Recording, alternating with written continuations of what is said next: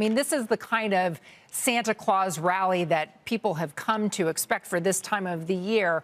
How do you see this last trading week before we hit the new year, Vance? Oh, I think it's going to be kind of slow. I think everybody's kind of taking a break, but I think we're going to move higher. It wouldn't surprise me if we reach up and touch 7,000 on the S&P before the end of the year. I love breakouts, and the S&P reached a new 52-week high just the other day, so I think that's a very positive sign. You have to remember, I always tell people, for an index or a stock to double, it's got to continue to hit new highs the whole way up. So this is a very positive sign. When you look at your target was 7,000, you have just about a week left in 2025. We're pretty close to that as it stands now. Your word of the day, and it fits the way you've kicked off this interview, is that you're bullish. Tell me why. What are the factors that are fueling your optimism about the new year? Well, I think corporate profits are looking very, very strong. You had unemployment that came in earlier this week, which is very attractive. I think we're hitting the sweet spot on unemployment, by the way. GDP's up, is up. In May, you're going to have a new Fed chair. So you know that the Fed's going to be dovish. You know that interest rates in all probability are going to go down. So I just think you've got a really good tailwind here to see the market move much, much higher. Now, I think in 2026, we're going to see a little bit more volatility. I think we could see some, a 10% correction, but that's not a bad thing. It's just the way markets work. But net, I'm very, very bullish, not only in 2026, but at 5 and 10 years out. I think the S&P is going to be much higher than what it is now. It looks like the Fed expectations, though, have turned a little bit hawkish with only a 13% of a January cut. Do you disagree with that?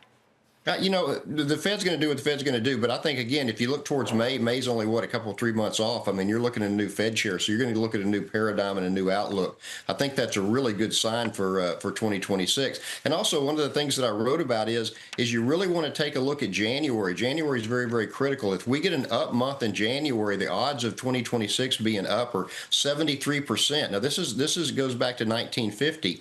If the first 5 days of January is up, you can expect the market to be an 83% chance the market will be higher in 2026. So January is critical, and it's kind of a fun statistic to look at. We kicked off this hour with a couple guests who were both eyeballing inflation and the drag that could be on the economy and especially on consumer spending. How do you factor that in? Well, when you look at inflation, I think it's going to tick up just a little bit, but I think it's moderated and it started to come down from where it was. It's definitely a lot lower than where it was a year to 2 years ago. But look at energy prices, too. If you look at West Texas Intermediate crude, it's trading down, around 58, 60 bucks a barrel. Gas prices have dramatically dropped. That's going to help inflation quite a bit. I don't think inflation is going to be as burdensome as some people seem to think that it is. So I think that you need to look, number one, at corporate earnings. I think you need to look at liquidity on the sidelines. You've got a record high and cash that's sitting on the sidelines that can come back into this market. If he starts to drop rates in May and June and July, which I think that he will, then I think you're going to see a lot of money market money come back into the stock market, pushing it higher. You're especially bullish about Alphabet and IBIT. Explain why. Yeah. Well, if you look at gold has really taken off, but it's almost gotten parabolic, and it's almost the opposite side of the trade of IBIT. And IBIT is basically the iShares ETF of Bitcoin. Bitcoin is sold off to the point now that it's overdone, it's oversold. But then again, gold has gone parabolic. It's almost gotten to the point that it's way overbought. Now, I get why gold's going higher. Looking at the weaker dollar, you're looking at centralized banks that are picking up gold, and gold's doing very, very well. It wouldn't surprise me if gold hits 5,000, but I think that Bitcoin at this point, and IBIT is a great way to play it with the ETF. I think it's a good risk to reward trade right here. All right. Well, so if your goal was 7,000 on the S&P 500 this year, what about next year?